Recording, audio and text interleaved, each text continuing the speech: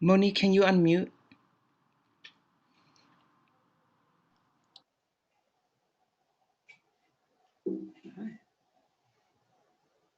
Before I had a name or a form, I existed.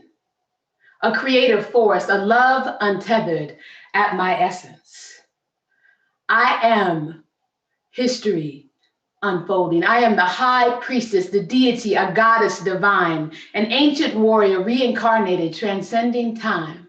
My spirit is as tall as the universe is wide.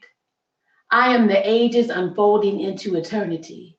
I am the sacred soul that birthed every ancient ancestor of humankind. I am the sacred soil, enriched with the memory of their voices, impregnated with their intellectual remains. I am. I am so strong that my roots have traveled underneath oceans and deserts and mountains. Humanity in its infancy was a beautiful, brilliant Black child. They were the forebearers of thought, the developers of science, the inventors of technology, the architects of society, the explorers of spirituality, the curators of culture, the producers of art. My stride is always accompanied by my ancestors. I never walk alone. My counsel is sought. My will, once spoken, is born. I am born to lead and to liberate. My choices in my life are deliberate. As I have whispered life at the dawn of every civilization, I am a queen, purposeful, powerful, irreplaceable, beautiful, relevant, passionate, loving, sacrificing, a genuine genius, me. I am the divine mother. I build communities. I am unity. I am the more in your veins, the rhythm in your soul, calling you home, whispering to you from a distant shore. You are great. You are powerful. You are the divine one, calling you to be great, calling you to continue to create, to be world makers, calling you to continue to educate, to elucidate the truth, to take action. I am.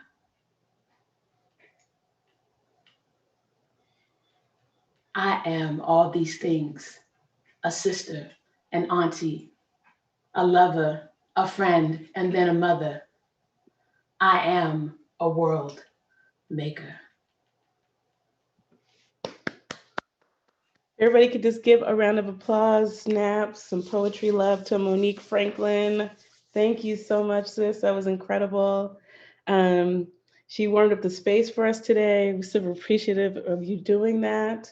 I am Elizabeth Johnson. I'm one of 4 co-founders of Na Wari, and we are one of many people bringing you this program, Keepers of Nations, here today. So I just want to shout out our partners, One Vibe Africa, Converge Media, King County Equity Now, Seattle Public Library, Colorful Communities, and this program was funded by the Seattle Public Library Foundation. Thank you so much for that.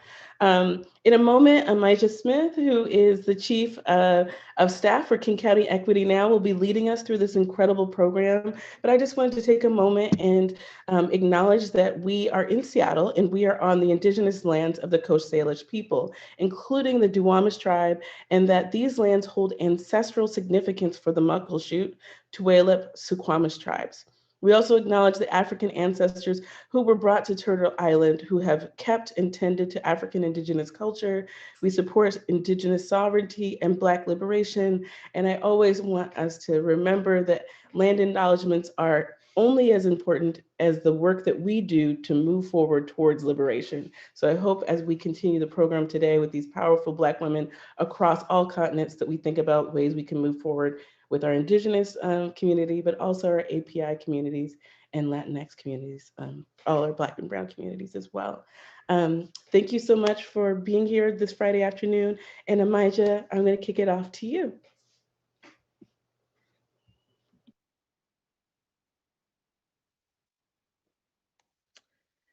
Thank you. Thank you, everyone. It's such a pleasure. I'm just so excited to be here and be part of this opportunity.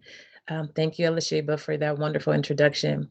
So good afternoon, and just thanks to the audience again for joining us today for our program, Keepers of Nations. Hit the chat, let us know where you are, where you're joining from, and go ahead and, just honor Black women that you love. You can put their names in the chat or, call them out in your space. Today, what we have in store for you is a celebration of womanhood of African descent on the continent and in the diaspora during the International Women's History Month. It's a month, but we should be doing it every day. We're offering here today a film screening, offering a great woman of our African diaspora. And then we're going to be closing our discussion with an incredible panelist, Miss Janet Preston, Dr. Marsha Arunga, Janet Morton, Rachel Mwakali, apologies if I messed up the last name, Miss Mary Flowers, Miss Gilda Shepherd. I mean, it's an exciting event that we have. So in a moment, we're going to queue up our film. Thanks to Tariq, our tech person. And before we do that, again, we just want to thank our community partners that have been shared. Na Wari, Colorful Communities, King County Equity Now, Seattle Public Library, Public Engagement, and the Foundation. So I'm going to go ahead and pass this on over to Mr. Simon Okello, who's going to introduce himself and introduce the film. Thank you. Thank you so much. I just have to turn off the film here real quick, and then I can. Just give me a moment here.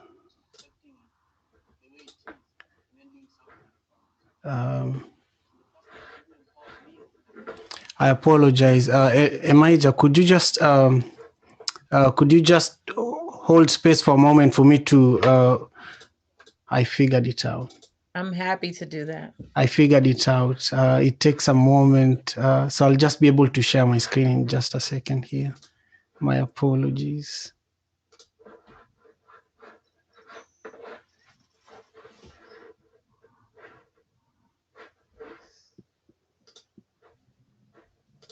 Okay. Amisha, could you, while we're waiting for Simon to get ready, can you explain a little bit why this program was so important to happen during Women's History Month? And this is important for every day, but it's definitely important for International Women's History Month because Black women, we are the creators of our world. We are the first mothers. We are the first of the human nation. So we always want to bring acknowledgement and honor of that. And women of African descent, we just naturally take care of our communities. And I just thought that this was the proper and most appropriate space to do so. And when we think about our African diaspora, it's like, how about we celebrate our women locally, our queens locally? This opportunity came, Mr. Okello was sharing about the greatness and the great work of his mother, and just introduced this opportunity for, said, can we partner and bring this to Seattle? And it just started building from there, and then brought more partners in, and it just naturally, because of the essence of what this project and what this event is all about, people are just naturally like, of course, yeah, let's do this. And as again, we're like, well, how do we honor our women who are here locally, who've been holding us down, holding our community down? So this has been a pleasure for me, a privilege for me today. And it's just, we need to share the stories, because the reality is that we have, just a tremendous amount of leadership, walking institutions, libraries, legacy within our African women. Thank you. We will need Tariq to play the film. This is Simon speaking. And while Tariq, cues the film, I just want to say thank you. Thank you for that. With me. It's like a vibration, one vibe. It's like a vibration, empowerment. It's like a vibration. The beginning of self-empowerment is being conscious about what's going on around you and accepting it the way it is, and then doing something about it. So the first person who empowered me was my mother.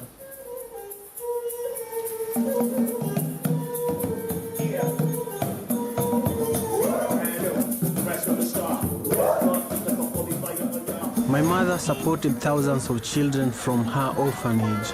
I was one of the children growing up in war, gangs, and violence. I looked to my community for leadership. My friends were taken away. My brother was taken away. It makes me think of my legacy. What kind of legacy are we going to contribute that will transform this community?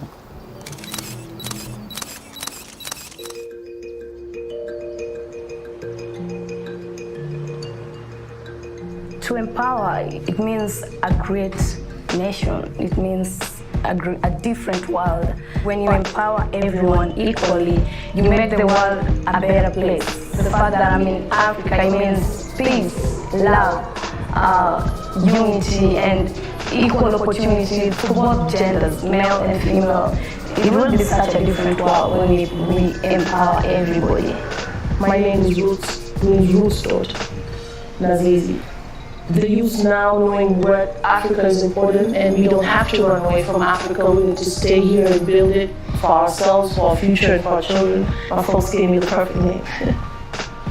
Aid right now for me is just modern day colonialism.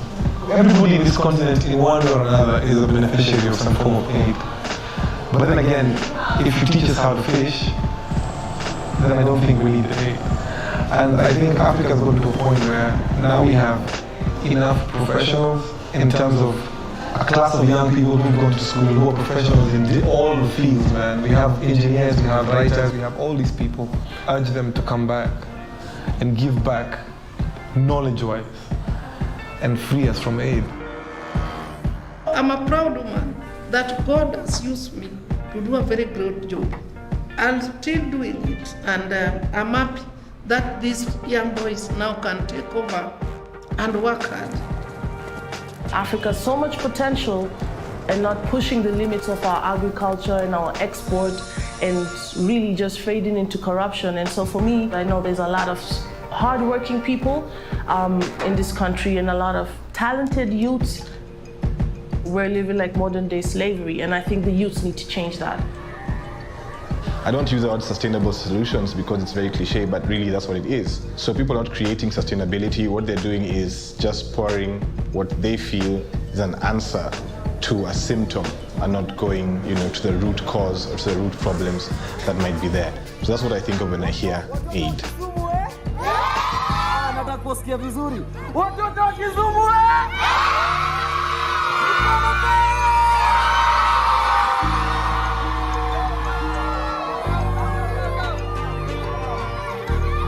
Africa has everything Africa needs. Africa needs nothing from anybody else. Matter of fact, Africa feeds the world. So this is a backwards concept we're talking about. The only difference is this: do Africans know what they have?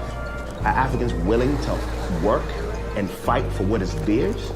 Are our leaders willing to not betray us at every dime? You understand? Are we willing to invest strongly in who we are? These are the only questions that exist.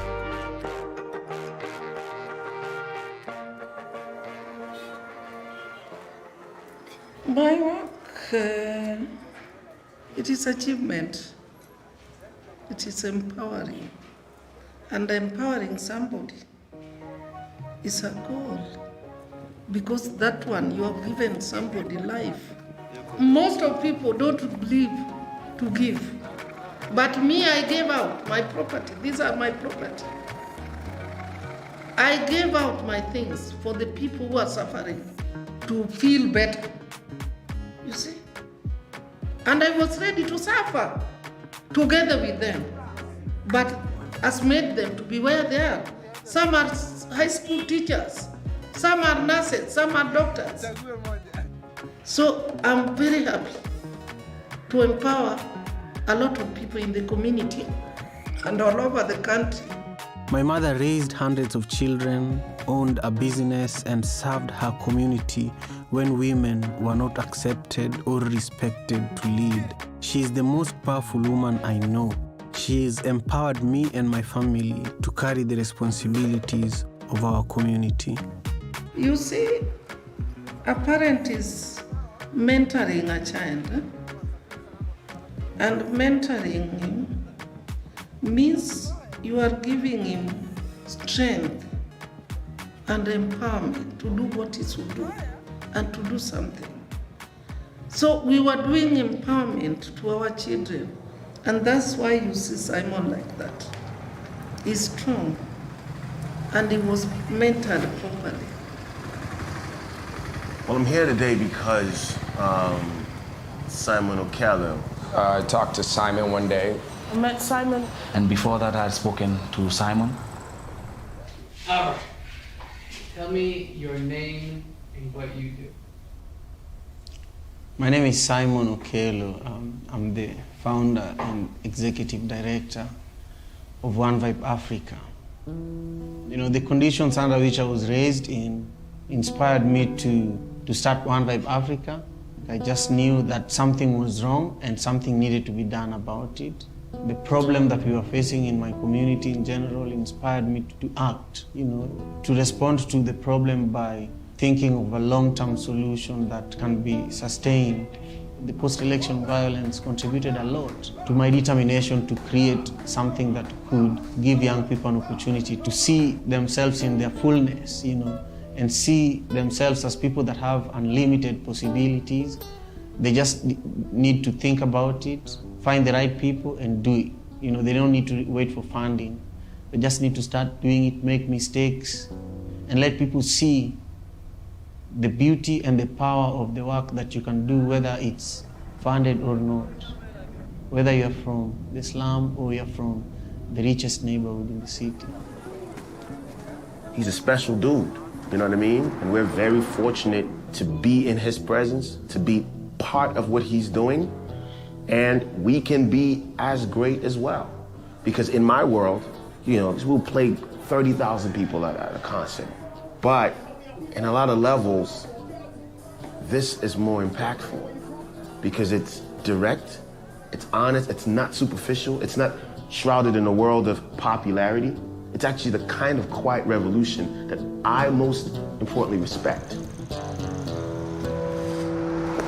What's that happening? There are two funerals of people I know, of young people that were shot by police for being involved, like having guns. And she was just telling me about one of them. He was telling me about the other one across the street. Oh, wow. So one is being buried this Saturday, another one is being buried on Friday. You know, the one being buried next Friday was an artist that was supposed to play, you know, record at One Vibe Studio. We literally grew up with him. You can't know that young people can get so involved in crime and gun violence until they're killed, because you can't know what they do at night. It's becoming worse. I grew up with all of them. Oh, wow. They're just gunned down? Gunned down, like not even a week from each other, and in one neighborhood. It's sad, and it's why what we're doing is important.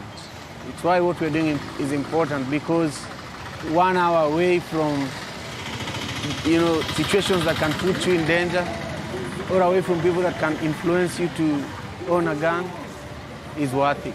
But there are no spaces. You have very few alternatives. One alternative is you accept being poor and you live like that. The other alternative is you work hard. No matter how hard it is, you may or may not succeed. The other alternative is to find a shortcut, you know? Own a gun, get into criminal activities, or give up in life, you know, and just die, you know?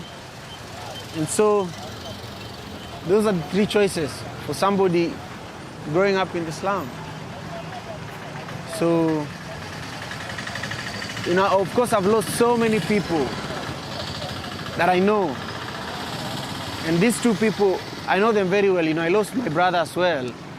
But since I started One Vibe, you know, now 11 years ago doing this work, I was hoping that there would be less and less people that I know that would be gunned down.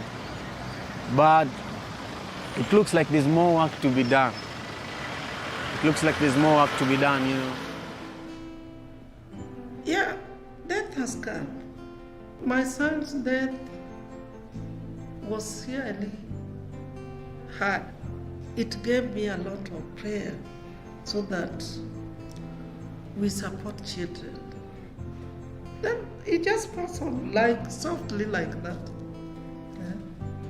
Yeah, just like that, softly. I learned a lot of things that we should not relax. It makes me believe that it is real. We have to take children away from bad group. And we have to support children in the slum to be right people. And to change. I preach a gospel of change. Change on the life of children. Change on the life of youths. Change is my focus. Without change, you can die. And it is real. This does taste. You go and you go for good. It didn't taste my son, but my son went for good. You see? So I believe that there don't taste. You go. It's not about one person, it's about the collective community of people and how they work, how we magnify each other's impacts, you know? I think it's exponential. It's like, it's beyond anything that is finite. But I think it takes community, and I think it takes an intergenerational dialogue, and I think that hip-hop culture has been a great help because it's helped a lot of our diaspora also have part of this conversation, which is very important. But overall, it's gonna lie on the African to decide that he or she is ready to take their place in this world. In spite of what's been said about us, in spite of what's been done to us, it's on us to somehow rise through all of this and take our stand and say that we belong and we deserve and we own. Well, for me, I always live every day as if it's my last day in the world because I've seen friends and then the next minute they're gone. My brother and I lived in this compound, you know, with my mom and all the kids that live here. And my brother and I had a room that we shared. And he had been sick for a while, and you know, he had been involved in a lot of gang-related activities. But we had hope for him, you know. We still had hope for him. The night that he passed away, I didn't believe it, and my mom's window was just across, you know, the corridor from our window. I could look through my mom's window from inside the room we shared. So I opened our window and just yelled that you should come and see this, you know? And she was telling me that I'm awake, I think something is wrong too, you know? So both of us had been experiencing the same thing, you know? So she came over and, you know, she knew that it had happened. So we just prayed, and, you know, in our culture, when there is death in the family, the mother or the woman in the family has to announce it by crying and yelling and beginning the mourning period officially. The fact that I'm already known because I'm his brother, I'm already known that, oh, that is that gangster's brother, and he's also going to be a gangster. You know, it was always known that youths from the slum have to be gangsters. We are good for nothing, you know. So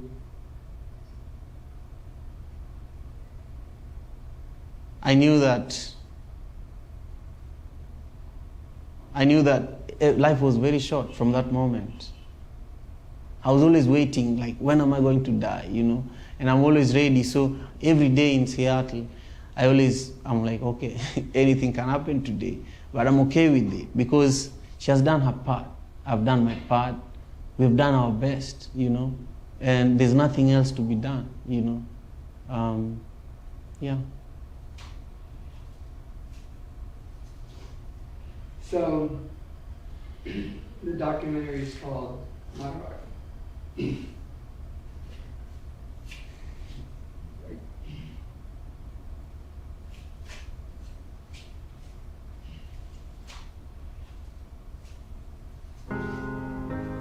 We only advance when men and women are willing to plant trees they'll never sit under.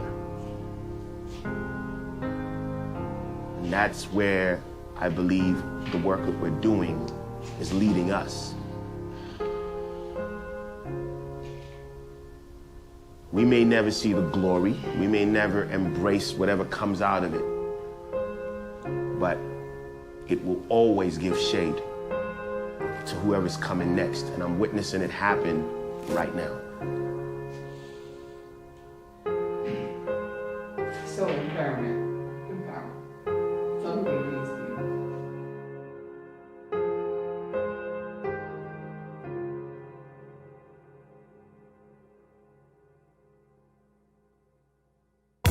No system can tie me down and take me for a clown. I'm a free man.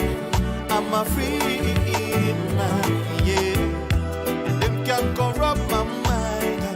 I'm strong and I know I'm not blind. I'm a free man.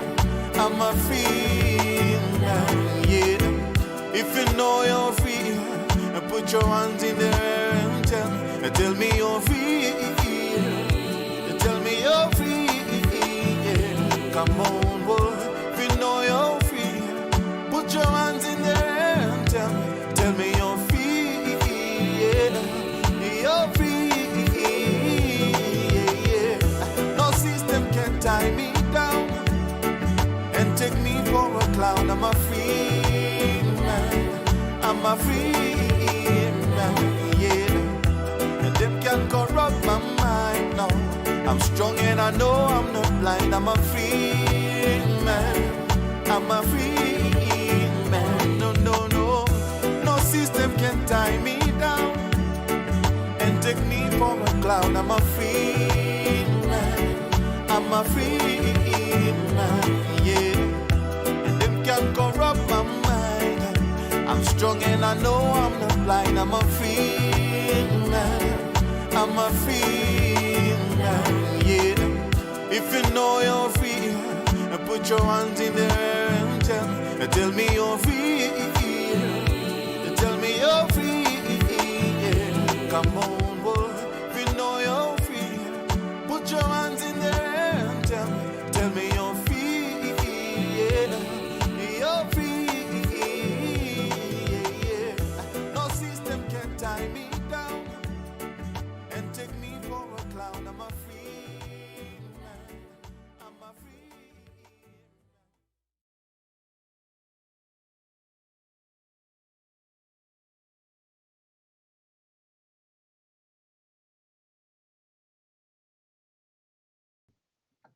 I want to pass this on and we'll introduce to you all Miss Janet Morton, the firstborn and daughter of Mother Celine. And I mean, I'm still touched by the documentary. I've watched it already and I'm still touched by the power, the essence that she embodies, that what we're talking about here today, about the power of women of African descent, the keeper of nations. And that's just one of many women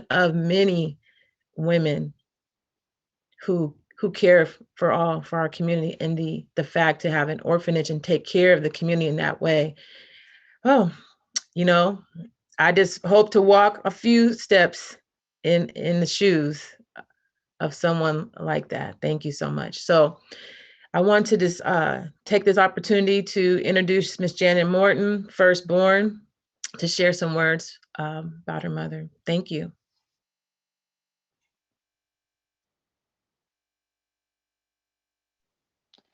Thank you, Maja. Hi, everyone. As you said, I'm Janet Morton.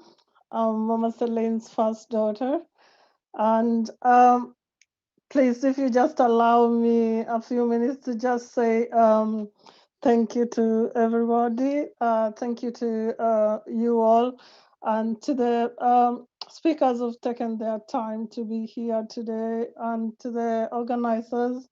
We sincere gratitude to you all and to anyone who's taken part to make this day a possibility, really. And just also those who've taken their time to tune in and watch the documentary with us. We'll be here to celebrate all the powerful women being celebrated today. I mean, the documentary speaks for itself. Mama Celine, as you've seen, she was a powerful woman. She was a true visionary, and I really still, as a first daughter, I don't know. Every time I think of her shoes, I'm thinking I can't feel that shoes because this is just too big to be filled by us or even to attempt. I mean, mom left us early and she went before her time, but you know, her vision is left behind. Her legacy shines, and I mean, it's there to be seen. Mom was somebody that took people in, and she took people that were sorry that it takes me all the time. I try to say about it, but you know, people who are underprivileged, children that were HIV positive, had AIDS, mothers that, you know, nobody wanted to be close to because they were felt to be infectious, or rather they were almost left in the society, and mom brought them close. We never knew who is part of the family and who's not. As a firstborn, there were so many of us at times in the house that you didn't know who was a member of the family and who really wasn't. You pass by and there's a child who's in the corner, and mom started embracing them in that way. And before we knew it, you know, I came to England without mom hadn't started the orphanage by then, and I knew that something was cropping because she always had everybody coming in, and some people could be affording hotels, but they were like, I'm going to be with Mama Selene. So that was the kind of a person she was. You'd wonder, why would this person want to come and spend the night in this place? I mean, we were brought up in again in an underprivileged area of Kenya, and it was passion, beauty, and she empowered. You've seen her talking about empowerment and strength. I mean, as a woman, I've looked up to my mom. I mean, if you ask me who my idol was, that was my mom. I actually grew in her footsteps, and I think my daughter has taken after that. Mom, we had the privilege of having mom here, and my daughter really learned a lot from her because of just the way she is. Mom walks in a room and everybody wonders, who is that lady? And you know, in a society where there's big people to look up to, people look up to her, and you're thinking, wow, I want to be like that lady someday. She'll go somewhere and she'll say, when you tell mom no, when she had started with her children, you'll tell mom no, and no to her, really, she'll take an ugly thing and turn it beautiful. So for her, no meant really not now, maybe another time. So, and those who've come to know her, really, I can't speak to you, but she was a powerful lady. She was one that, you know, a force to be reckoned with. And when she put her mind into something, she would do it. And I would imagine my siblings more or less are the same way. She's got no arrogance in herself.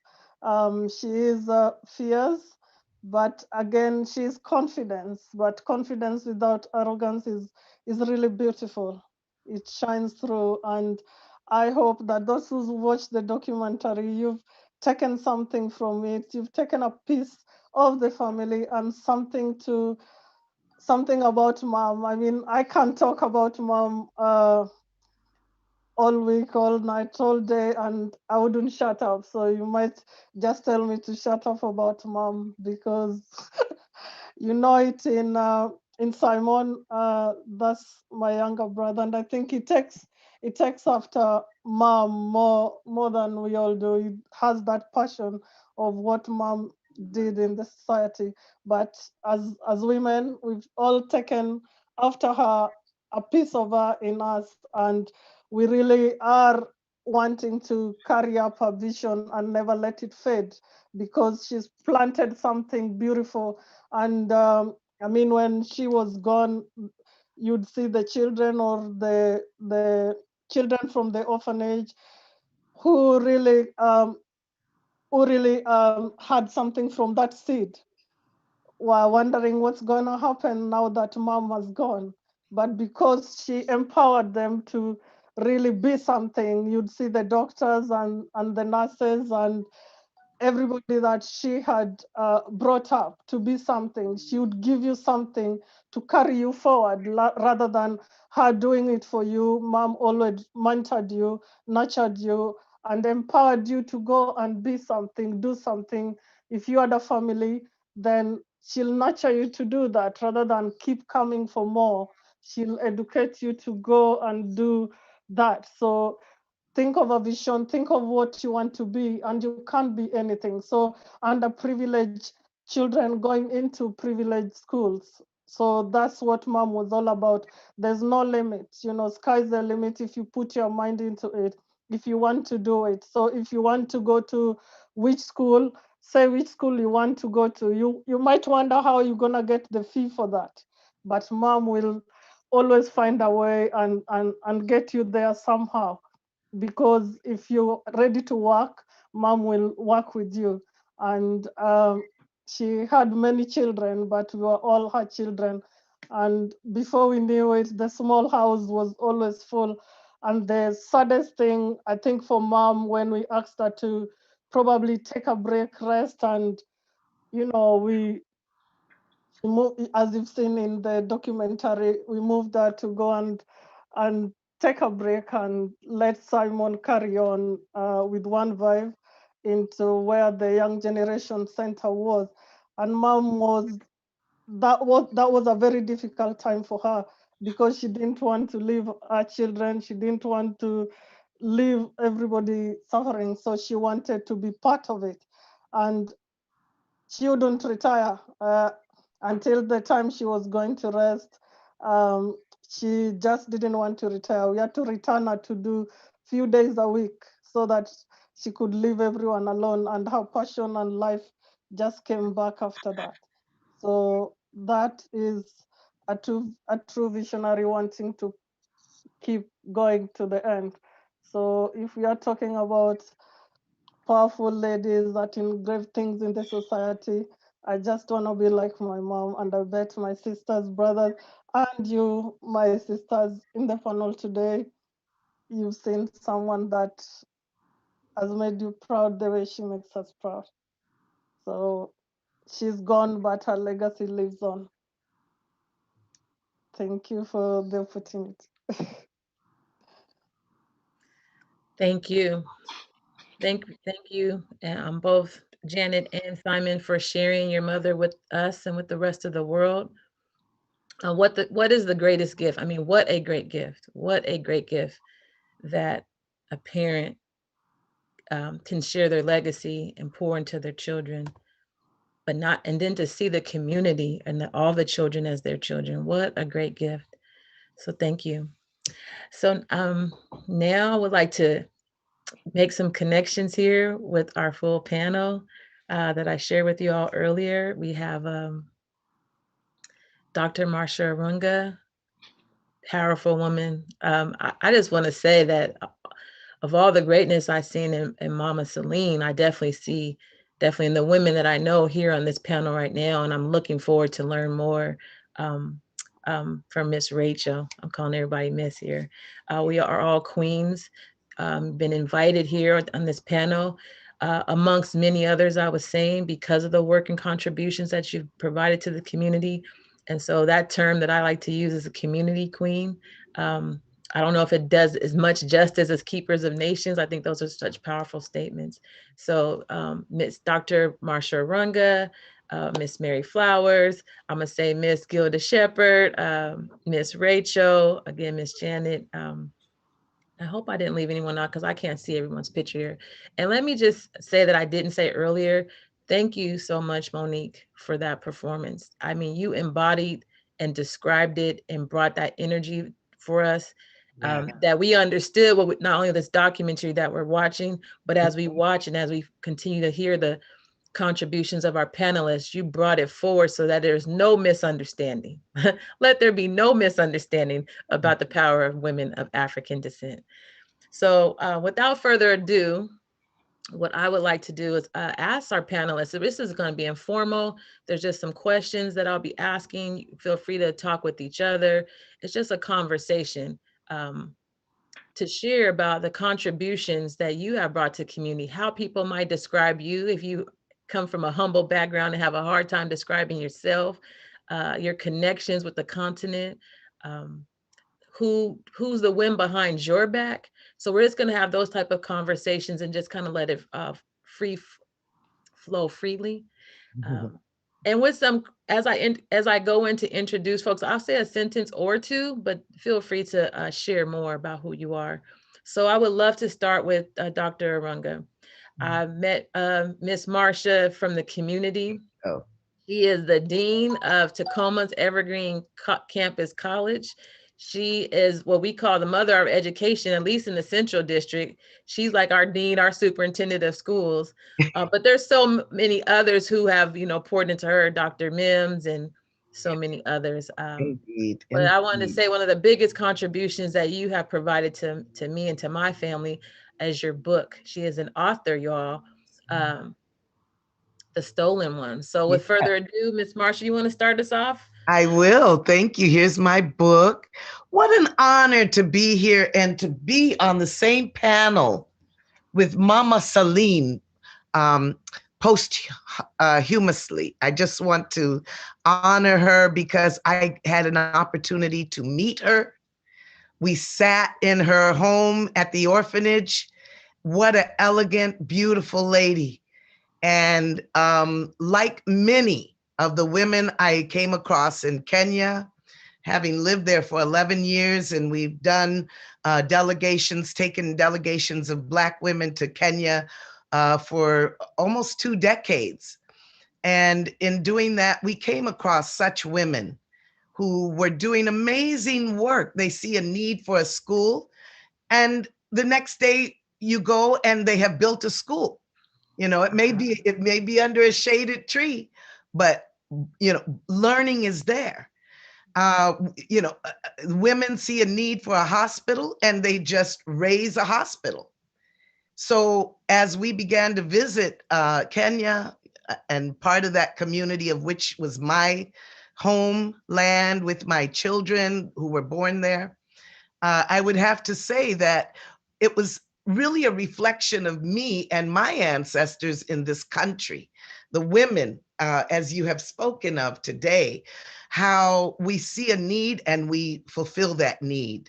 And I believe that we were raised to see the need and to fulfill it. And I believe that people went to school. I think that's what has taken me on my travels and what has made me see such women of power with very little means, as Simon has said, but so much wealth. I want to say one of the greatest lessons I learned from living in Kenya was that if you see a person walking down the street with, tattered clothes, maybe no shoes, in America, we say that person is a poor man. In Kenya, in African context, you say that man is not poor unless he has no family, no relatives, because he's going to be taken care of.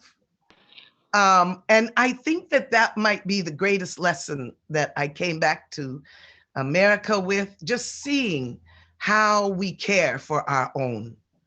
And because who else do we expect to care for them?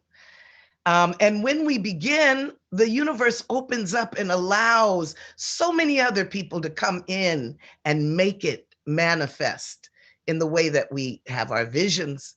And I do believe that this is what has carried me through my lifetime.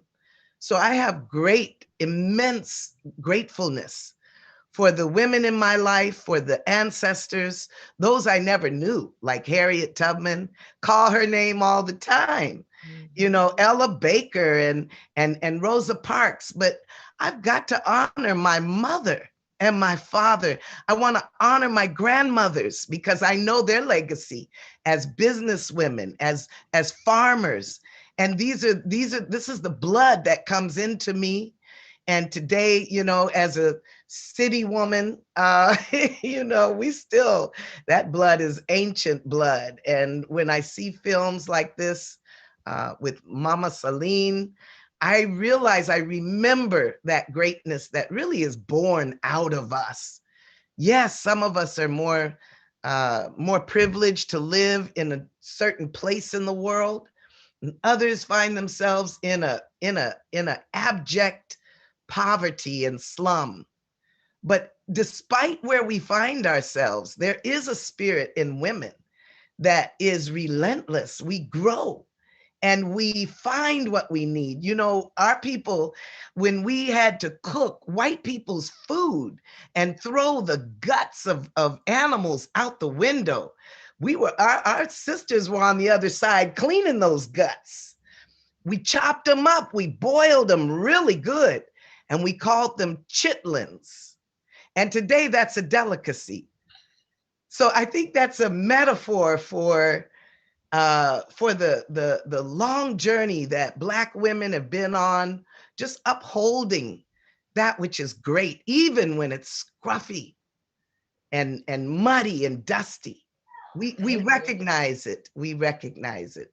So I'm honored to be here, honored to be with my Kenyan folk, honored to be with my Black folk right here in my hometown. Thank you for having me. Thank you for blessing us with your presence. I also just really want to share, I want to give a shout out and acknowledge my mother and my grandmothers and the grandmothers I have not met. I just want to shout out to Mary Smith, Florine Jimerson, and Carrie Turner. That was my great grandmother, and Mother Willie, my other great grandmother. So I just want to call them out in this space. So transitioning on, I would love to recognize Miss Mary Flowers. Miss Mary is a mother of so many, known as be an anti-racist organizer, caring for our homeless community, really caring for us all. Been at the city for 30 years, maybe more, holding down that space to hopefully get that system straight, to have a humanistic view and how to serve our people and serve our communities. So with no further ado, I would like to introduce you, Miss Mary, and share who you are, how people describe you, and maybe the connection with this film or just whatever comes to you. Thank you. Thank you, Amija. Love you, Amija. Again, I'm Mary Flowers, and really honored to be here today. I'm a grandmother. That's one thing, but I also want to acknowledge my grandmother, and I think it's so important that we honor the women in our lives. Sadie McIver Watson was her name, and my mother, Ludi Mary Gordon Watson. And I'm thinking it's so important to say all the names that we know, because it really links us to both sides of the family, more sides of the family. And I really, when we think about the connection to Africa, the connection to this film as well, so many people on the screen have helped me to have that connection. But I really remember my grandmother was born in 1877. And always, she died when she was 96. So I was 17 when she died. I spent my childhood with my grandmother, and I was the youngest. So I spent a lot of time with her. And one thing she always said, don't ever forget our people come from Guinea. And so, you know, this is in the 60s, 70s, and, you know, I'm a child, and we've been conditioned to think in a certain way about Africa. And, you know, that's been the conditioning since our people were forced onto this soil. And so, but she always instilled it, you've got to remember and pass that down, and always taking us to the grave and honoring the people who died. And as I've gotten older, you know, more people have died, but it's like they've gone to their resting place. And I would say I'm so grateful for Alicia, the honoring of the land, honoring of the fact that we are on the land of indigenous people to this continent. And it's helped me so much. Janet Preston is on here, and she's going to speak more to it. But Janet and Marsha really helped me in my adult years really connect me to Africa. And this film really brings it home because it was always all about education and connecting it to education. And Janet, after many years, finally, and Marsha, I finally made it in 2016. I took the trip to Africa, and Janet's son said some words that have helped me in my work, really, just even this week. It was her son, Akili. After visiting, he was, he was like, the second time I went, he was like, well, because his thing is, why are people staying in over there when you can come home? And I had a conversation. I said, my children and my grandchildren are there. That's the wind behind my back. And he looked at me, not in a judgmental way, but what he did say, he said, well, if you choose now to stay on that land and to occupy that land, what are you then doing for the liberation of the people whose land you are now choosing to occupy? Because we didn't have a choice in the beginning, but we have one now. So that's the responsibility that stuck with me. And in my homeless work, I work in government. And for a long time, and it can be very oppressive. It's an oppressive homelessness system game. And it was just this week, I felt liberated as a Black woman in a space with predominantly white people, probably 40 white people. Real excited about a homeless project, but to be able to recall those words of Akili in my spirit and the words of a Native elder, Mr. Pinkham, who caution people. He said, when you're and Marsha hit it, because she was talking about, it's not about having tattered clothes and all that. That's not what, if you got relatives, you're wealthy.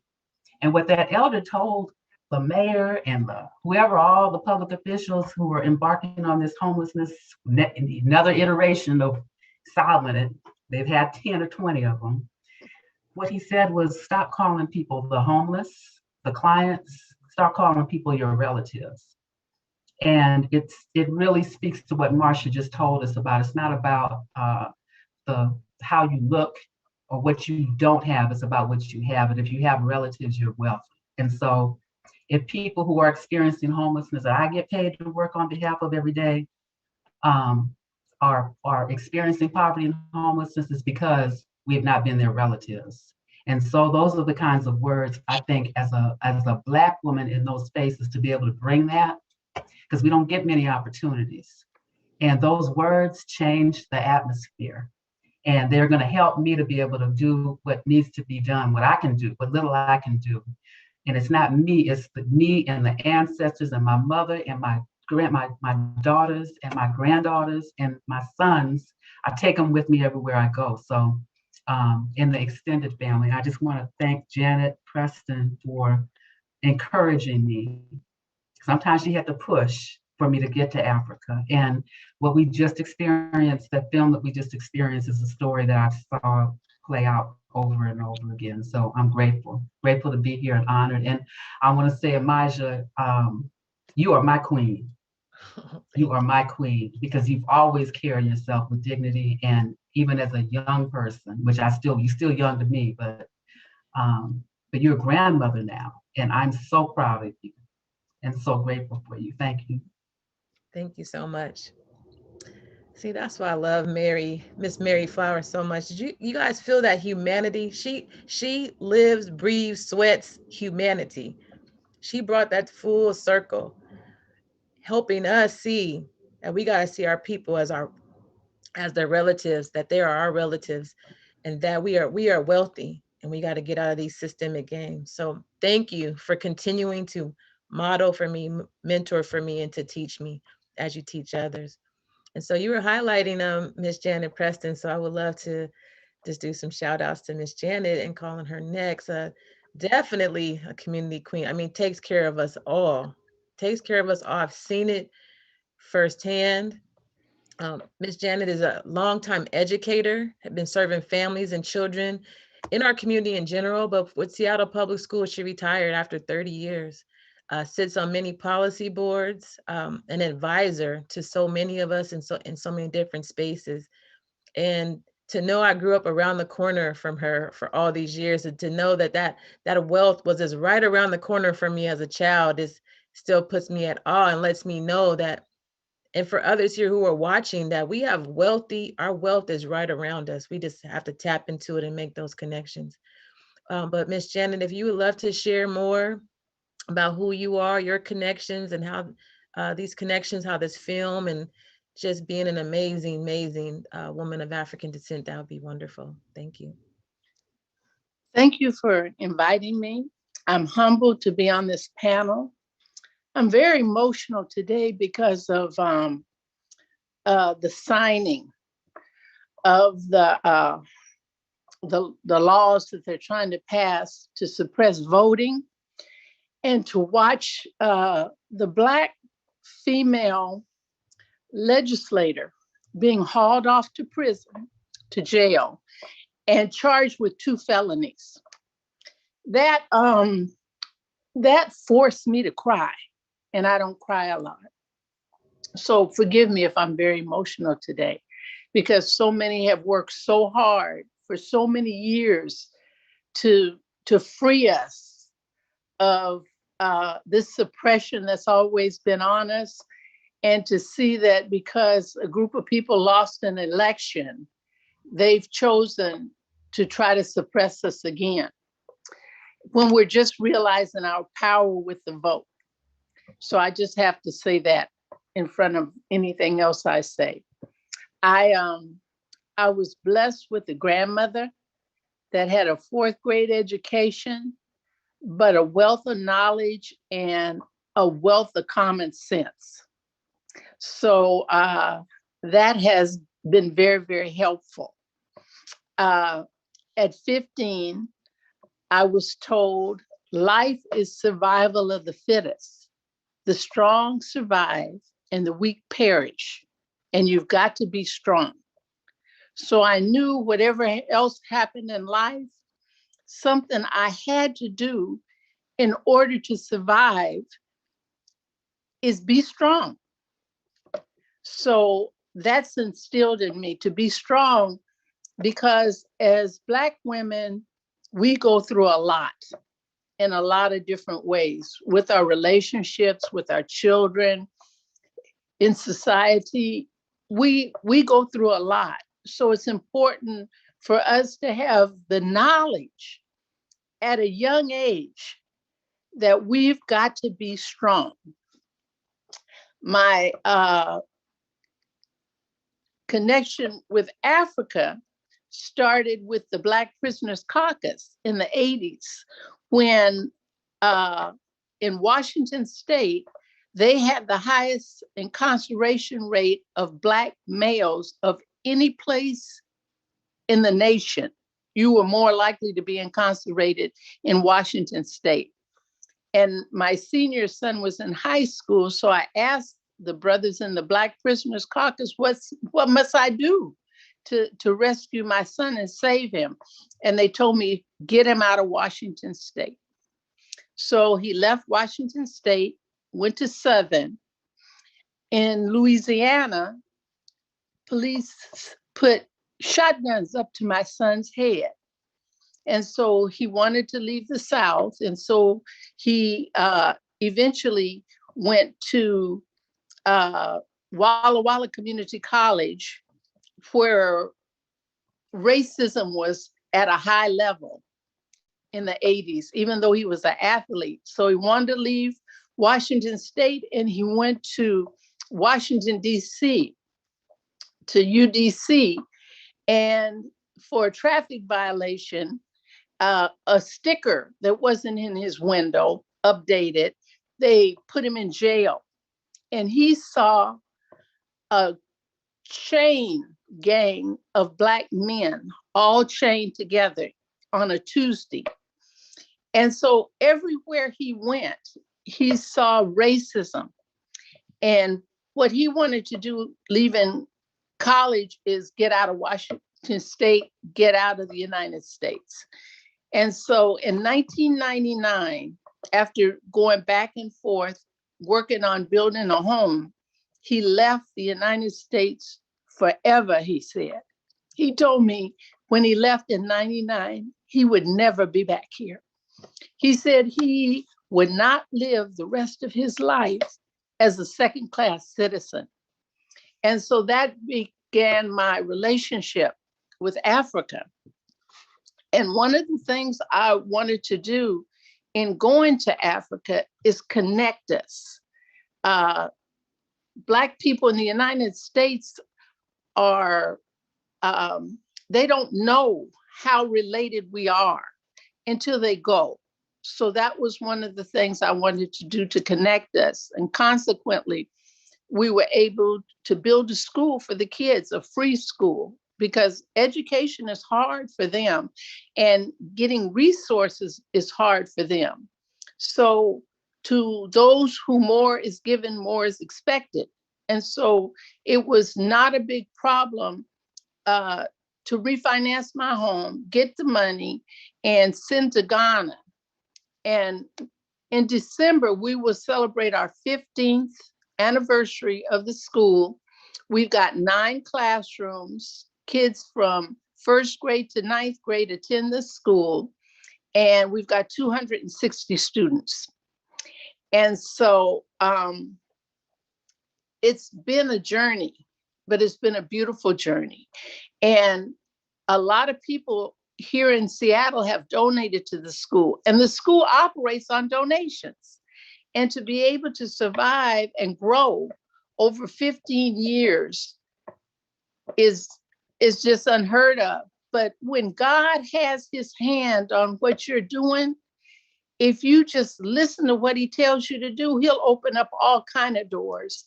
And that's another thing with Black women that we know, is that there is a God, and that if we listen to that still small voice and we're going in the right direction, he will lead us.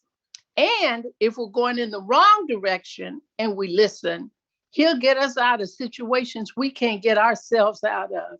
Because I know in my lifetime, there's been ways that I didn't know how I was going to get out of situations. And I just was still, and God opened doors. He will open doors for us. And something we need to do is let young girls know their power. Young Black girls do not have an idea of the power that as we grow older, we know we possess, but I don't think we share it enough. And I think I'd love to see us have circles. Like the Black Prisoners Caucus have the Circle of Life. We as older women, some of us are older than others, but we as women need to be sitting down with young girls, letting them know that they have more choices than they realize they have, and they have more power than they have. I think I've spoken enough. Thank you. Thank you so much. Tariq, can you share a couple photos? Thank you, Ms. Janet, for gracing us with that wisdom. Can you share with us some of the photos, yes, of the school Ms. Janet's talking about over in Ghana, the People's School? We have 9 classrooms, an administration building, and we've just finished a fabulous dining hall for the kids. And I invite everyone of African descent to take this journey December 5th through the 17th, 2021. Thank you so much. Benjamin of World Travel will be handling the reservations and the itinerary once we get it all in place. Thank you. Thank you. I'm trying to get myself there soon. So I want to transition this over to Miss Gilda Shepherd. Because Miss Janet was sharing with us about the Black Prisoners Caucus. And I know that you have a lot of connections with helping and supporting folks on the inside. But before we jump right into that, we got to give you your shout out. We got to give you a shout out and honor who you are. And so, world renowned filmmaker, people call her Mother Gilda, really loves the community and takes care of us. And one story you had shared with me that people may not know is the activist that you are. And maybe it comes more through your film, but the activism that you've done here in this city that have supported this whole community. I think you shared with me about being at El Centro and helping occupy El Centro to help our community have that school and maybe other spaces. So I just want to bring that to light, that you're about us all, but the power of you as a woman of African descent. Please share more of who you are, what you do, and make those connections. Thank you. First of all, I want to thank you, Elijah, for doing this phenomenal work of bringing us together, and also Davida. I know she's behind that beautiful picture there, and for bringing us all together, and Simon, and particularly Mama Celine and her firstborn, Janet. Your mama is smiling right now. The way you talked about her conjured up all kinds of beautiful images and memories for us to bring up our mothers, our grandmothers, and our work. Thank you all. But imagine you talking about an activist. What you're doing right now is thank you. I had another meeting. I turned that meeting. I said, I gotta go. I gotta come over here because this is like, as I always say, I'm sitting here. I'm doing the holy dance with my tambourine on right over there. Okay, so you just imagine that. Okay, so wow. Sometimes you say, oh, I can't follow that. And I love to follow the power of Marcia Runga, the power of Mary Flowers, the power of Janet Jones Preston. I love to follow that power. Because, it's all of a sudden, it just seems like the heavens opened up and you can see your wings. Yes, I mean, I started going to Ghana, West Africa in the 1990s. I did my graduate work at the university there, but also I followed Jorna Hurston's work in Alabama when she interviewed Kuju Lewis, who was the last enslaved African man in Africatown, USA. And this is in the 1990s, early. And I went to Africatown, USA, and then in Alabama, because that's where my people are from. And within my head, my stories from my grandfather, who was a Garveyite, my stories of my grandmother, who was part of the Black Women's Club movement, neither of which we could say graduate. I mean, I think they went to school up to about 6th grade or something, but they would walk around the house holding hands. I mean, my grandmother used to say, I sleep with in the same bed with Alex. That's my grandfather till the day he died. And I was a little girl. I was like, well, of course. Then I thought, oh, I see what she's talking about. So I grew up with this beautiful idea of love and leadership. That a strong woman is what is sexy. It's what is to be loved. It's what is to be praised.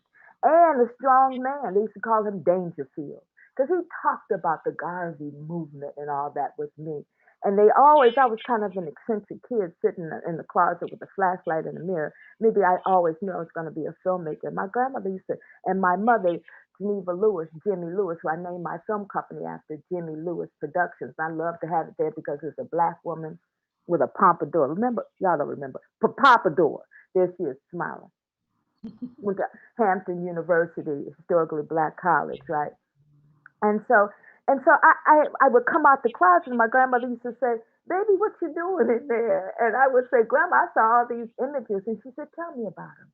And I would tell her about it. I just make up these stories, and she'd grab me, sit me between her legs, and brush and comb and braid my hair and tell me, she says, you're a beautiful storyteller. Don't you ever forget that. And that's what took me to Africatown, USA, back in the 90s. And then went to Ghana, West Africa, tracing women of African descent, leadership and economic development and community service. I interviewed little girls who sold bread all around Cape Coast and all around Accra and all around Osu. All those. I understand the importance of, that saying, you educate a man, you educate an individual. There's nothing wrong with that. Educate a man, you educate an individual. I'm not putting that down. You educate a woman, you educate a nation. I saw it through the lens of my camera. Every time I interviewed a woman, you heard around her. There was all these men, all these little girls, all of this, not just around her because she was just everybody suckling at her breast, excuse and wash, excuse and play, but it was because she was educating them in the market. In the market. They understood how, when I would go, that was the hardest thing for me to do in Ghana, West Africa, is to go to the market. I would go like this, because I would have to negotiate with the most finest business people you've ever seen. They see me come, they hear my accent, they say, uh-huh. Let me see what capitalists are gonna bring me today. And but respected me because they got a point. So I had to use my privilege in a responsible way. So I understood that. And for Janet to start out, to ground us in what is happening today,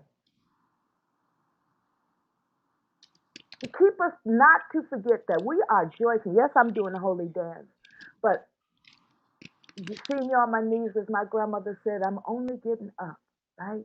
I'm getting up to do some work. So it is because of these three women, Marcia Taylor Runga, Mary Flowers, and Janet Preston. After I've been going to Ghana, West Africa since the 90s. I used to have a little home in Ghana. Had to give it up because my film ate it up. But that's okay. You know what I mean? I got a little village over there, so I'm still mom. When I first went up there, I was, Sis Gilda. Then I went to Mama Gilda. No, Auntie Gilda. Now I'm Mama Gilda, right? And same thing in the prison.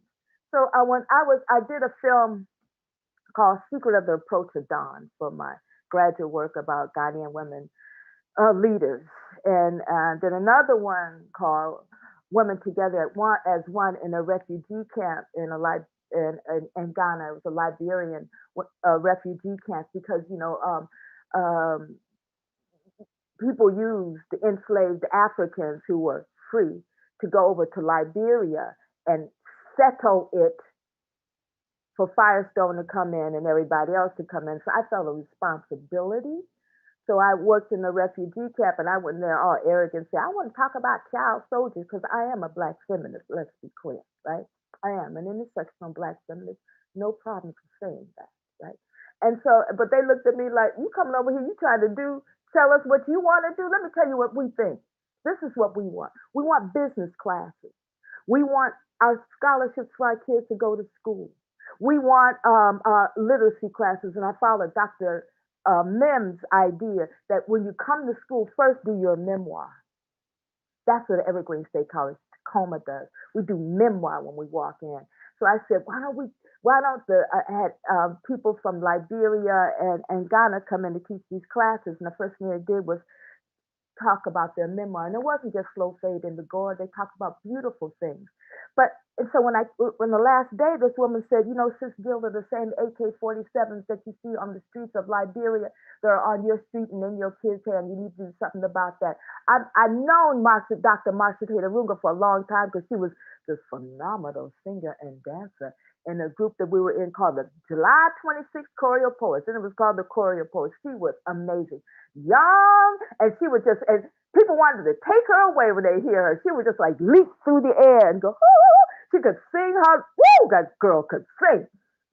She, as Janet says, I say the Mother, Father, God works in a mysterious way. Dr. Marcia Taylor Runga talked to me and said, I'm getting ready to go get my PhD. You want to start teaching at the prisons? I started teaching at the prisons. I met me some Mary Flowers who pulled me down. She said, what is your reason? She made clear that my head was together about what I was about to do.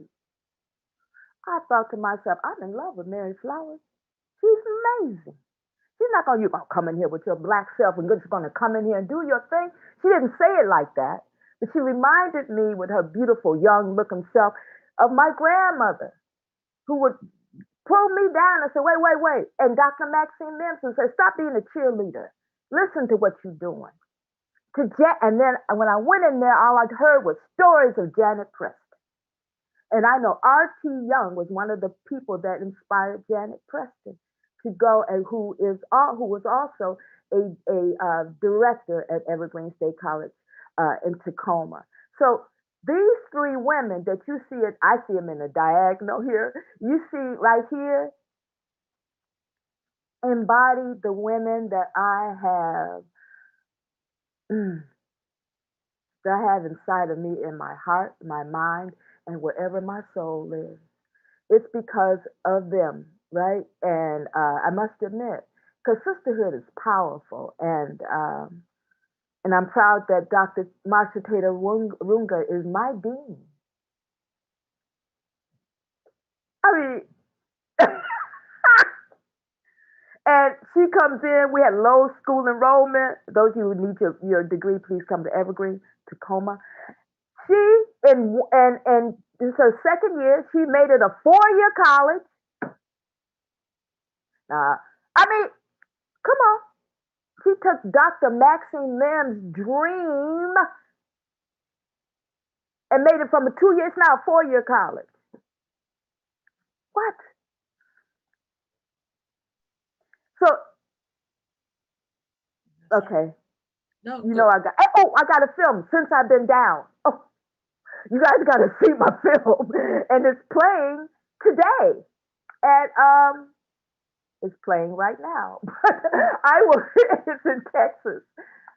Wait a minute. Yeah, I think it's playing right now. But I'll send everybody when you can see it again. It's doing good. I got a new trailer. People are looking at it. I won the Social Justice Gold Prize. I take parts of my film and give it to the family members who, in the film or the little clips, wind up in the judge's hand, and they be like this. Did you see them in prison? I'm like, mm-hmm. See, we are the new griots. Isn't that right? You know, with that film, we have to tell these stories, and so I do my film for an impact campaign. I'm into restorative justice, hurt people, but you know what I'm into? Transformative justice. Janet Preston said, we're still struggling for the right to vote. Come on. We have to do transformative justice. Yes, I'm sorry, you sorry. We both gaining, but we have to fight to change these policies. Just like Mary said, she walked in and a native elder said, "Oh, that's your family. That's not somebody. That's proximal." As you can tell, I have the gift of gab. I'm gonna be quiet right now.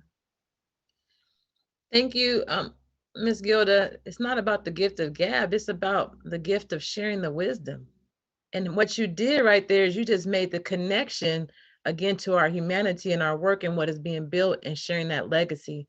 So I would never, that was your words, not mine, the gift of gab. That was your words. Thank you so much. Again, we are so honored and blessed for this opportunity. I wanted to transition and go on to Miss Rachel. Can you please say your last name for me correctly? I'm trying. It's Mwikali. Mwikali, thank you. Yeah. Your presence here is all about what Miss Gilda was just doing and making these connections or making connections over to the continent.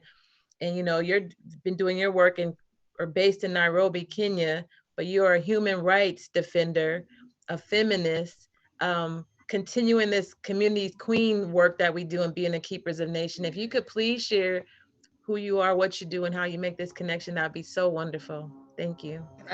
Thank you so much. I hope I'm audible. I'm trying to sort of come from this background of the second largest informal settlement in Kenya. I've told my neighbors to put their voice a bit low because the structures here are made of iron sheets, but it's a lovely home.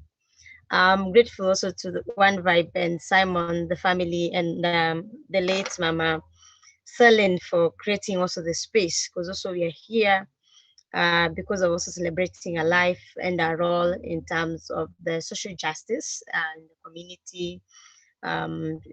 She was coming from in Kisumu and also in the continent, because we do a lot of work as women, especially Black women and young Black women, but our work is never recognized as work in this neo-colonialism era and capitalistic era.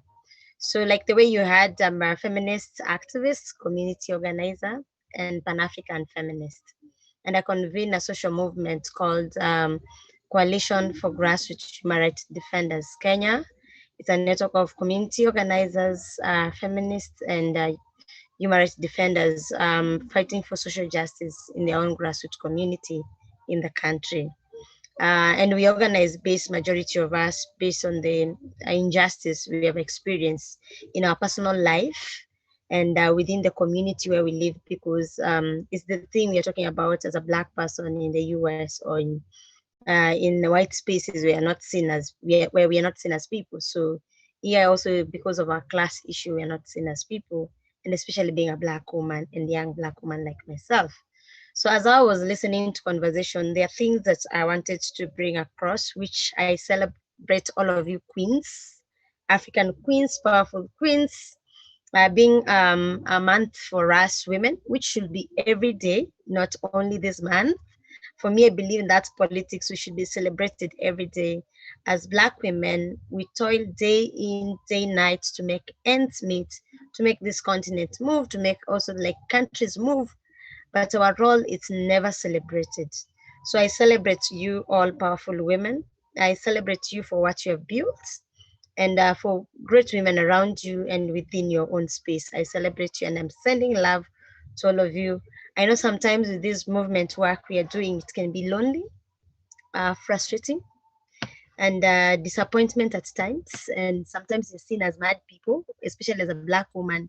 And in these white spaces, sometimes, like for example, I usually say, my body is a bit, I'm small in body size, but my voice is big. So sometimes when also I'm calling out oppression in some of the spaces, even if you meant like to say something very calm, but the facts our voice are very strong, which you shouldn't be apologetic. It gets to be criminalized of who you are. And this goes to also the movement work I'm talking about as a Black feminist, and why it's important even now with the ongoing crisis globally of fundamentalism and raising of patriarchy. Why it's important even to have global solidarity within ourselves as Black women, whether in the US in diaspora or whether here back in the continent. Why it's important also to continue multiplying even the spirit of Mama Selene. And if you could see in the story, and I also much respect to you, Simon, for being a feminist ally and supporter. If you see in the film on what drive Mama Selene, she believed in change. She believed in change of transforming life. She believed in change of transforming the community and the future of also education in the beautiful young souls in Kisumu, which most of our governments have failed us in terms of that. But through her love is what has also made also have amazing kids like Lavender, Janet, Simon, and the others. So like seeing the work she did, which most of us were feeling emotional watching that video. But as the remaining fighters, militants, soldiers that we have remained, what's our role? It means our role is contributing to the work of Mama Selene, the one she left behind, to continue. It means that as Black women, also recognizing and also like putting into history or our story, I usually say femininjas, like the women who fight to liberate fellow women and transforming community in the continent. It's documented, but also like, our role is also to share with, I really liked what Janet said, being a young woman who's less than 30 and being in this powerful space with you, amazing women, it's an inspirational to me. Well, sometimes we feel we fight ageism politics as young women, but seeing all of you like also having that power of transforming the spirit of continuing the fights, giving the baton to us, it motivates me. And seeing that spirit of Mama Selene also in Lavender, like running even One Vibe Africa, it motivates me. And this also like takes me back to a campaign we did as Coalition for Grassroots Human Rights Defender with One Vibe Africa, the Madaraka Festival. It was about like now with COVID. Here in where I live and in Kenya, you can see the kind of space. Social distance is a luxury, and staying at home is a luxury. It's not for most people. And when the lockdown came, our government didn't put guideline of responding to COVID on a feminist approach and human rights approach. So we community organizers, including myself, were like, we have to find a ways on our community can be supported and get something. And that's when we started an initiative also like providing community with food, because there's lockdown, a lot of people here are casual laborers, most women here are single mothers. It's hard to feed a family. Most families survive with $1 a day. And we're like also, as much as we're doing this work, also we had like very good partners and friends, like also some in the US called Changing Lenses, Changing Lives, amazing woman also. And now is when also we start with also Simon and the team with One Vibe, and we're like, apart from just giving food, there's something called socioeconomic rights and economic liberation. Most of these women have been having like informal business, which they are not informal to me because they feed family and control the country.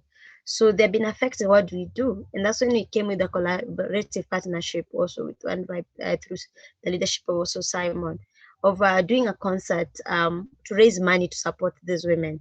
And I wish you could just watch the stories of our business, that how this households were affected before COVID. They were before COVID and how COVID affected them, and the kind of transformation that came out after we gave them this seed grant of $100 each. So what am I trying to say? I'm trying to say that with our ancestors, the one who fought, the women who fought, and with our umbilical cord being buried here within the continent, we have the power. There's a power in a Black woman. There's a power in a Black women in terms of organizing and the battles we fight on a daily basis. Either it's in spaces that we are paid less than what's supposed to be paid. And this one, for me, being in this space of activism and development work, I usually critique it in terms of, like, for example, as a Black woman, getting a visa to come to the US, it's an issue. I get criminalized because I'm single, I'm Black, and I'm a young woman, which is it's the opposite of the of our Black men. I'm not saying that our Black men don't go through also like other struggle, but it's opposite. And despite all this that happened, we still fight to transform our community. Despite this, that when you talk, some of the donors see us as problematic, people who are not diplomatic, but we still fight to see a better future in communities we live. So for me, this is very important in seeing what we organize as Black women. And I really liked the examples that were given about the Pan-Africanism, because these boundaries were brought by colonialists. Africa didn't have boundaries. We are not divided, and that's why we believe in Ubuntu, in Utu. And there's a say I like saying in Swahili called Afrika Moja, Afrika Uru, like one Africa, one freedom. And it's very important to recognize it doesn't matter where sisters you are, we are one people. We are one people in terms of also seeing the intersectionality of solidarity. And I really like also the within the discussion, the one when we're having about even privilege. Like, even if you're having privilege as a sister, like, but you see, the good thing with also us Black women is that we see on how to give reciprocative solidarity where possible, like the receipts. And that's why it's important, even maybe as a follow-up of this discussion. And I really liked the conversation in terms of what's next. What's next in terms of keeping each other on check, even for our own mental sanity. When we are like, sister, we got you, we celebrate you, we cheer you for whatever you are doing. It's really important for us because most of the time we are not cheered. We are not celebrated. We are not appreciated. We are not valued.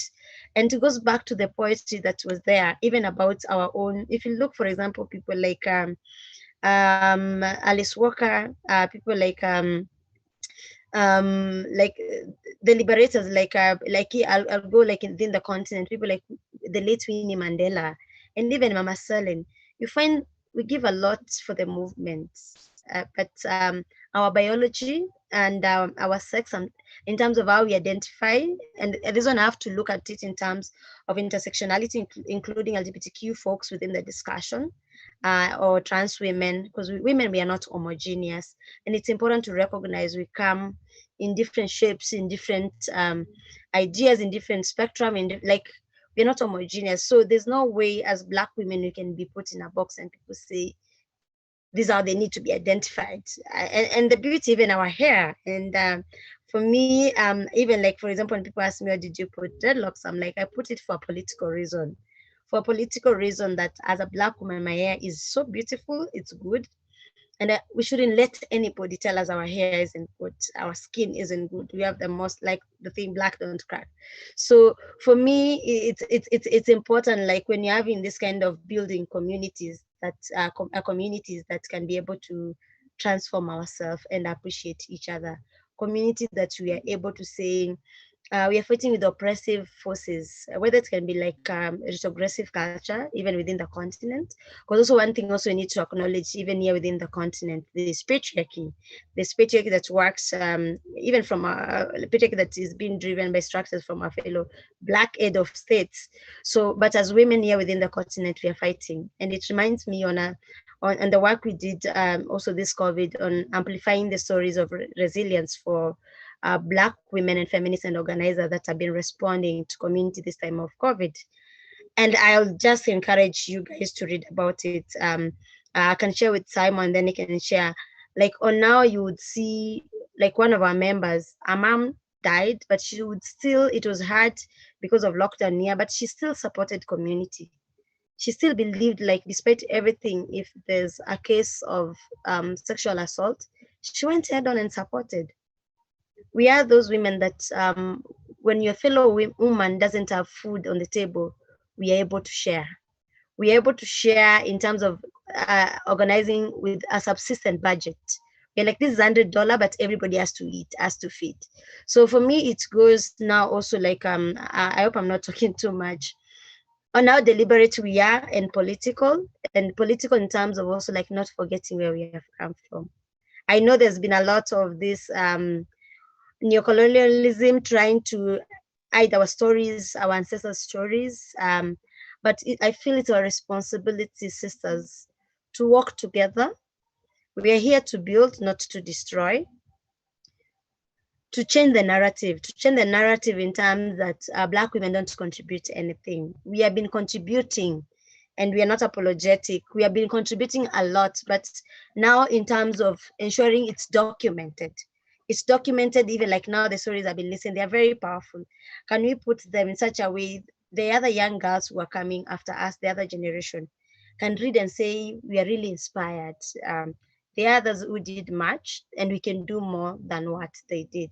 So for me, that would be a call up for all of us, and ensuring the spirit of our ancestors doesn't disappear. Ensuring the spirit of Mekatilili Wamenza, who is one of the very brave women in Kenya that forced colonialist. She didn't conform to colonialist way of doing things. She fought so hard. So it's up for us who are living. Each generation has its own mission. What's our mission? Now, there's been many fights that have been fought. What's our mission? Is our mission to continue with the work of Mama Selene, supporting their project? Or is our mission also like saying, we are tired, but we can't be tired. We have to continue our mission. She multiplied. I've listened, like most of you, I've been inspired. Like I knew her through Simon. And I was like, I really want to meet your mom. I really want to meet your mom to share like the frustration I go through on daily basis doing this community work. The frustration whereby I'm a youthful person, but I haven't enjoyed my youth, but I feel contented with the kind of work I'm doing because it transforms life, it changes lives. It's about human rights. The kind of work I do, and many of women human rights defender we do, it's the work that it has made some of us go to exile in different countries, but we haven't given up. So I feel it's also an energizing moment, but also the other thing, queens, Black beautiful queens, we should not forget about our mental health. We should not forget about our well-being, our self-care.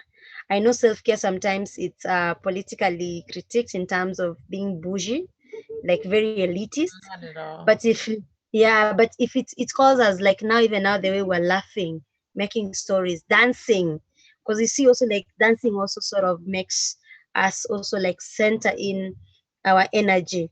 Do whatever you love in order when you feel it, you need to take a break. Even if it's crying, let's cry. It does not mean we are weak.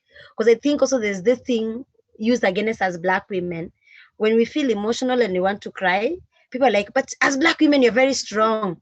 How weak are you? And you're like, I have emotions, I have feelings.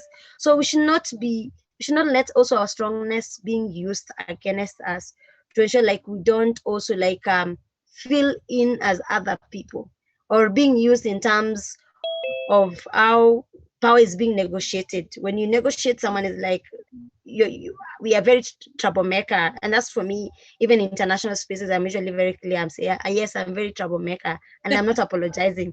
Because for me, I fight oppression in different levels. The fact I come from a community that is not privileged, I have to fight. The fact I am a Black young woman, I have to fight. The fact that the politics in whichever space does not favor me, I have to fight.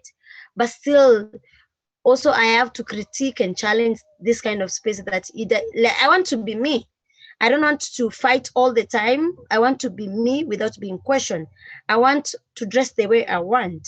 I want to speak whatever I feel in my mind, being feel that I'll be blacklisted in spaces or whitelisted in spaces that are seen that are not meant for me. So for me, I feel we can't give up. If there's a time we need each other sisters, it's now. If there's a time we need to put our fights together, strategize or share ideas, creative ideas on how to move on, it's now. So for me, I celebrate each one of you, and I'm so inspired. That's why I have to stay overnight. Now it's around almost 1. It's almost 12, sorry. But I feel this conversation is important for us to have. This is the first time I'm getting connected. For me, it's a memorable moment with sisters from the US who are Black women like me. And I feel it's more powerful than anything else. We have been yearning for this moment. We have been yearning where we can see on how we can put our efforts together, even when there was Black Lives Matter here. And this is the thing, even I kept on telling even Simon, that there are a lot of also Black women that have been killed in the US. I'm not saying it doesn't matter for our Black folks, guys, but we need also to name the Black women that have been killed also. I've been very vocal in the country talking about end of femicide. And I believe as Black women also need to hold that space accountable. The shift of blame by the neoliberal, sexist, misogyny system should not be giving the burden of responsibility to Black women and blaming Black women all the time. So it's important even for us as Black women and our allies and our supporters to ensure like they are coming with their receipt and content correct, in terms of also like ensuring that whatever we are advocating for, they're able to support. And also this also like goes also to our Black men in terms of the allyship. How supportive are they to us Black women? How supportive are they? Yeah, so also we have to challenge also our brothers and comrades who are from the continent. They need to come hand in hand in supporting and cheering us also. Thank you. Thank you. I honor you in this space because you brought the power. I know you're aware of your power, but I don't know how you are aware of what you just manifested globally of whoever is watching this. Thank you. I don't even really have the words, but it was so vital today that you were here and part of this. Thank you, Simon, for helping to make this connection. Yeah, you brought the fire, and you just embody what we were talking about. Like, it is in us. This stuff, it's not on us, our power. It is within us, and how it must, what Miss Janet Preston was saying, it must be cultivated in our young ladies. And so you are a manifestation of what that looks like when it is cultivated. So thank you so much. And we'll definitely stay connected, because you're right. What do you do? It's not just about a conversation today. How do you take action? What does action look like? And we have the answers, and we're gonna make it. I'm gonna make a difference. I wanted to give an opportunity. Well, first of all, to say thank you to all of our panelists. Words can never express and will never be enough of what you bring to our community, to our nations, and how much more you have to offer and pouring into us and raising us and modeling for us. There's so many more young ladies that I can name. There's too many that I can name right now. Whew. I just have faith and I have hope because of this moment. It's a confirmation. It's a confirmation. The coordinator, or the person who centered us around this, as you said, was our feminist ally, Simon Okelo, and I would like to give him a couple of words to share, and then we'll follow that with another presentation and performance by Miss Monique Franklin. Thank you. Thank you so much, Emaija. This is Simon speaking. I'm just so grateful to be here. Emaija, you've done a wonderful job hosting this entire event. And without you, we would have never been here. You know, this conversation started in a meeting that Emaija and I didn't even plan to attend. But we both clicked and found ourselves in a closed Zoom meeting, which was supposed to be about King County Equity Now. And so she asked me, how are you doing? And then I told her. Then she asked, how are you really doing? Then I told her, I just came from my mom's funeral, and I would really love to, you know, to share her story with the Seattle community that has immensely helped bring her work to life. And I want to thank Dr. Marcia Arunga for being one of the people from Seattle who, you know, they never knew my mom. You never knew my mom, Dr. Marcia, but you held my hand here in Seattle and, you know, stood with us at every event we did, just like my mom used to do with me when One Vibe was starting before I ever moved to the US.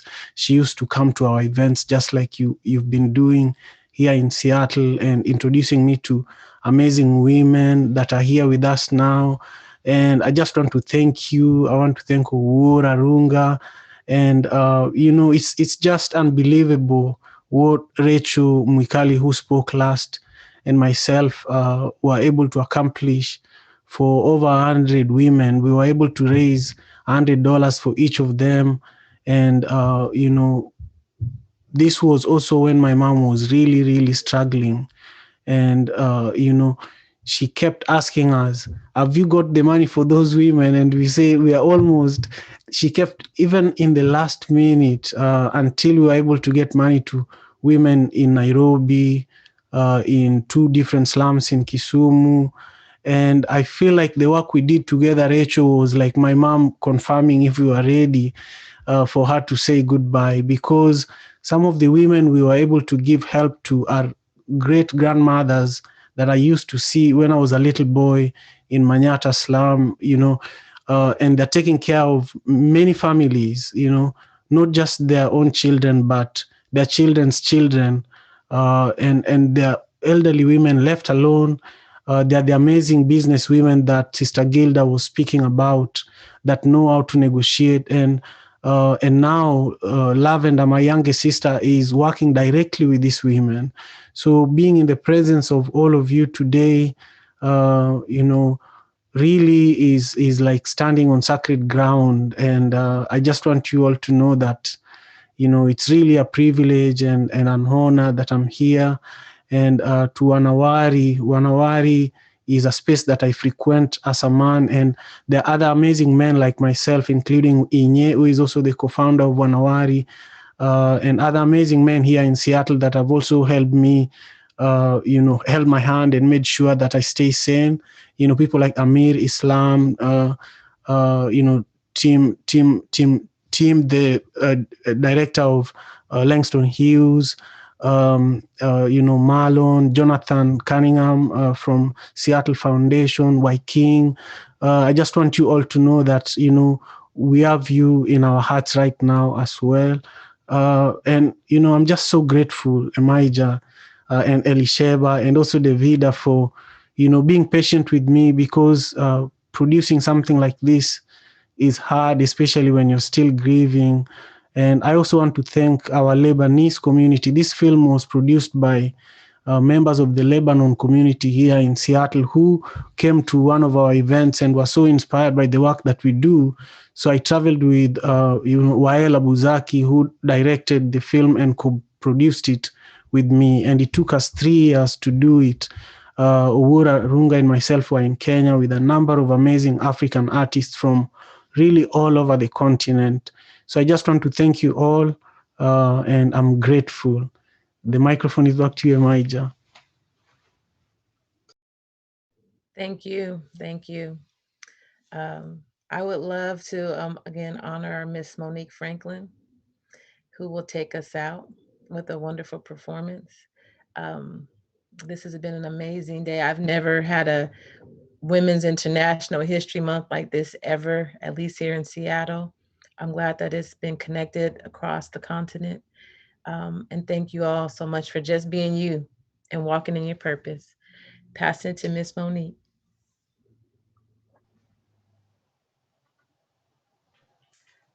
Before I had a name or a form, I existed. A creative force, love untethered at my essence. I am. I am a high priestess, a deity, a goddess, divine, ancient warrior reincarnated, transcending time.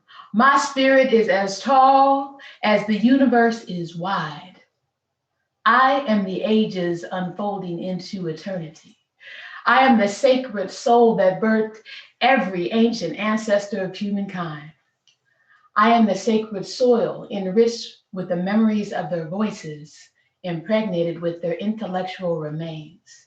I am. I am so strong that my roots travel under oceans and deserts and mountains. Humanity in its infancy was a beautiful, brilliant Black child. They were. My children were the forebearers of thought, the developers of science, the inventors of technology, the architects of society, the explorers of spirituality, the curators of culture, and the producers of art. My stride is always accompanied by ancestors. I never walk alone. My counsel is sought. Once my will is spoken, it is born. I am born to lead and to liberate. My choices in my life are deliberate. As I have whispered life at the dawn of every civilization, I am a queen, purposeful, powerful, irreplaceable, beautiful, relevant, passionate, loving, and sacrificing. A genuine genius, me. I build communities. I am unity. I am the divine mother. I am the more in your veins, the rhythm in your soul, calling you home, whispering to you from a distant shore, you are great. You are powerful. You are the divine one, calling you to be great, calling you to continue to create, to be world makers, calling you to continue to educate, to elucidate the truth, to take action. I am a daughter, a sister, a friend, a lover, an auntie, and then a mother. And in this life, I know who I am. I am the keeper of nations.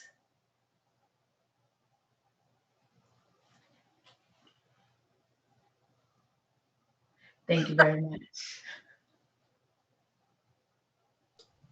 Wow. Woo! Beautiful. At the That's feet. Mic drop. Oh my God, mic drop. Indeed. Oh, Monique, my mind. You wrote that for us. I did. Oh my goodness. Oh my goodness.